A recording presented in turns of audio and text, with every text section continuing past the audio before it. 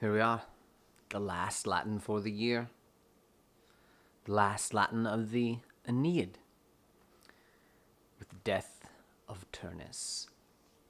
Now, remember, Turnus is fighting Aeneas, our hero, for various reasons. One of them is that Aeneas has shown up, right?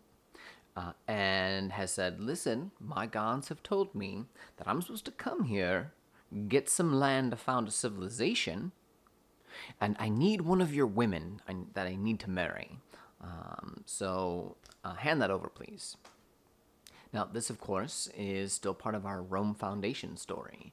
And it turns out that foundation stories, if they happened in the past, like 5,000 to 6,000 years, they're pretty much always discriminatory, right? The foundation happens at the expense of people who might already be there, or are definitely already there. And so there are some native Italians already here, and they're like, wait a second, we live here, right? You can't just take our women, take our land, because your gods say that you have to. So you can feel the tension, the friction already. But moreover, there's going to be a goddess also trying to stop the founding of Rome, namely Juno. Juno, if you recall, is Aeneas's divine enemy. She hates the Trojans. She's trying to genocide them and wipe them off the face of the planet. Juno is going to unleash a demon from hell named Alecto and have it possess Turnus. And it's not going to possess Turnus and make him a totally different person. It's just going to give him extra rage and strength. So when there might be some sort of peaceful agreement for Aeneas settling, Turnus's anger is going to prevent that. And he's angry legitimately because he is supposed to marry this woman named Lavinia. Aeneas shows up, a foreign man from a foreign land, saying, give me some land and I need your woman that you're betrothed to.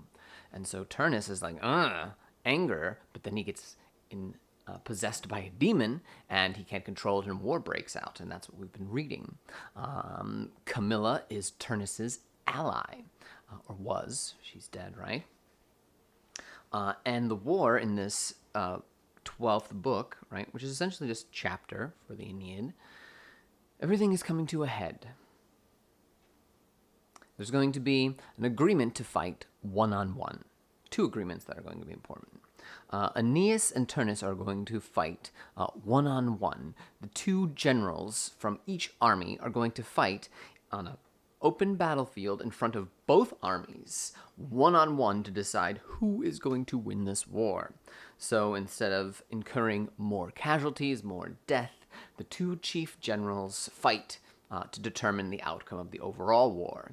Now, this might seem like a ridiculous fictional setup, but this happened in actual Roman history.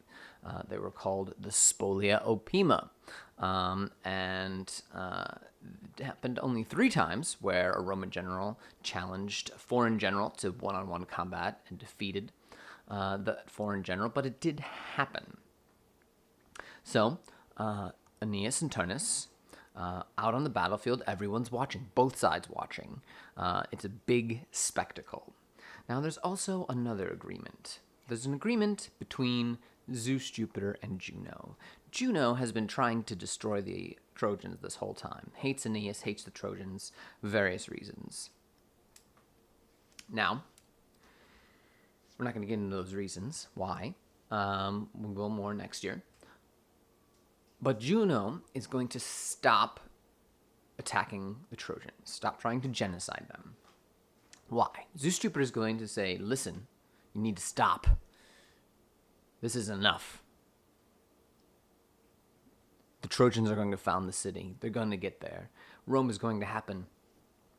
It's destiny, and you can't stand in the way. You're just wasting time, woman. Sit down. Now, you might not like hearing that, but here, I'll make a consolation prize with you. 1, the Trojans, in exchange for your compliance. 1, the Trojans will be forgotten. Their name will not show up in Roman history. Their bloodline will die off, and that'll be that. So, there was a kind of physical genocide where the Trojans were genocided in the Trojan War. And now here we have a thorough and complete purging. A cultural genocide, completing what the Greeks started.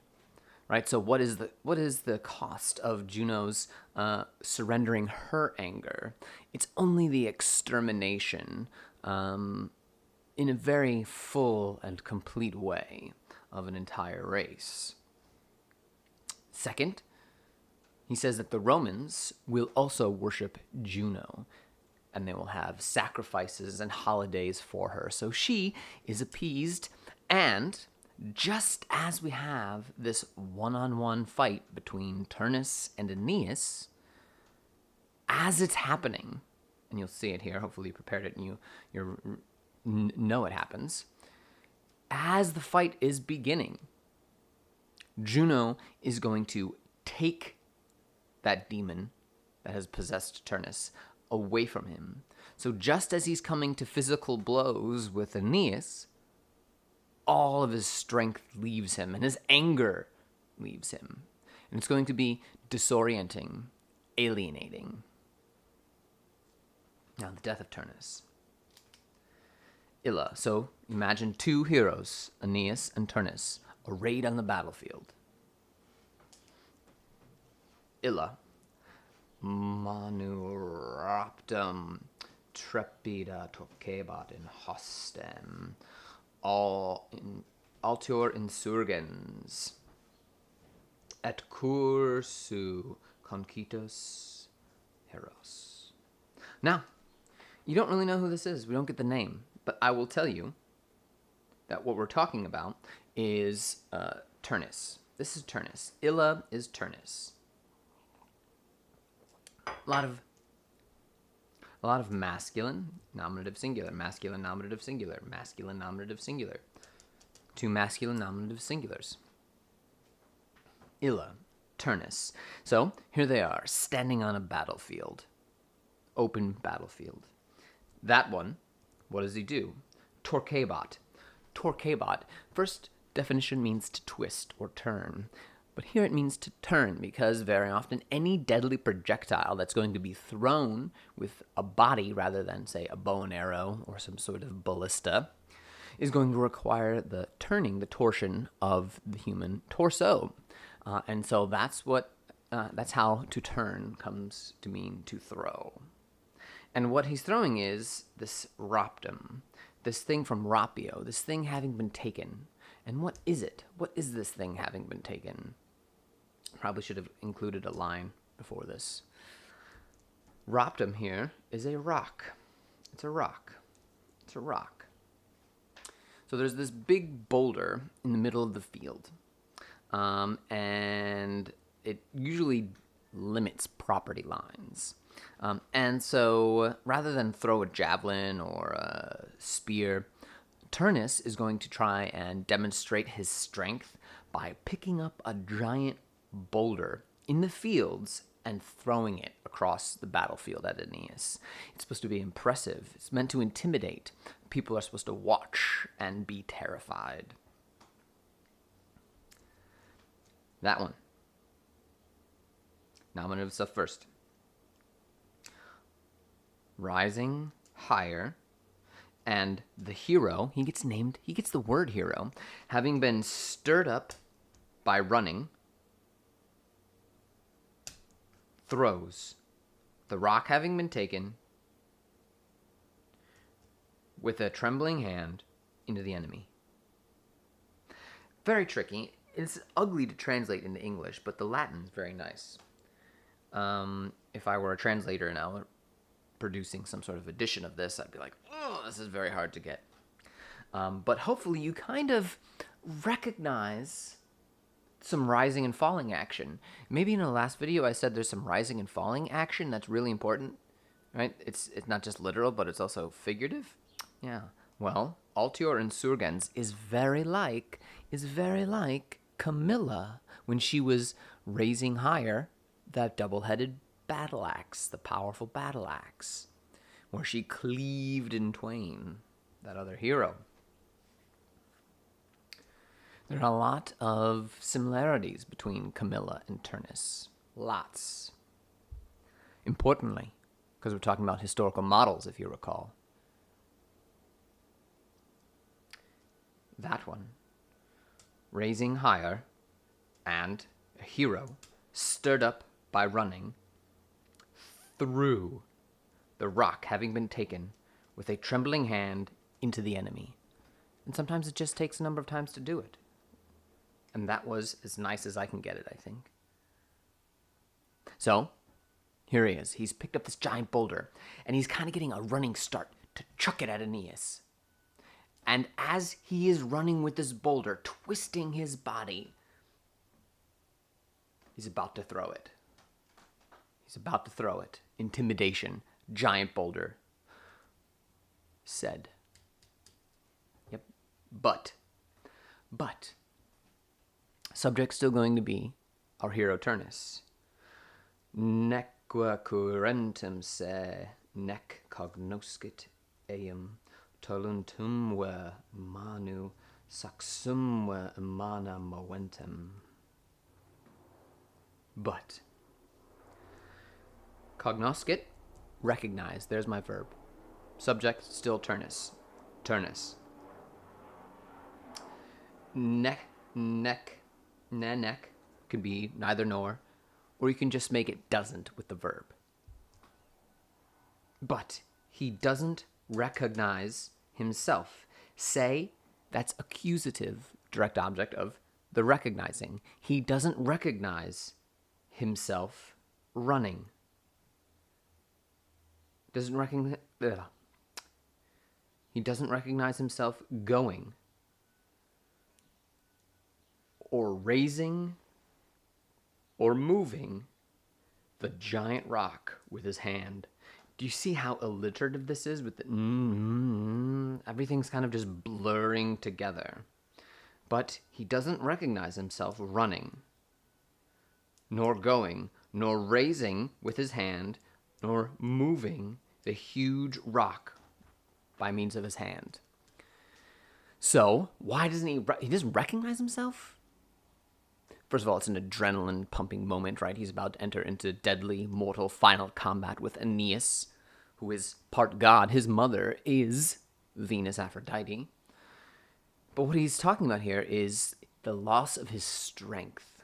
And why has he lost strength? Once again, because Juno has taken that demon from him.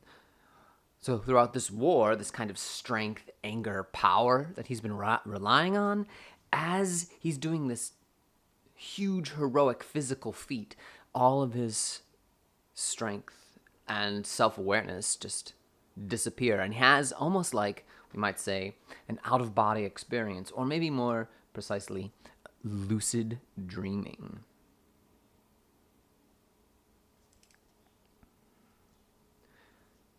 His knees fall, collapse.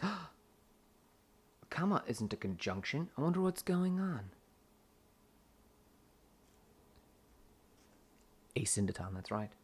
The cold blood, or maybe perhaps the frozen blood, grew hard, like concrete. Romans invented concrete. Grew hard with chill. The cold blood grew hard with a chill. Now, of course, this isn't literal. This is an expression of terror and fear. Because he needs this strength right now. Right now, he needs this strength.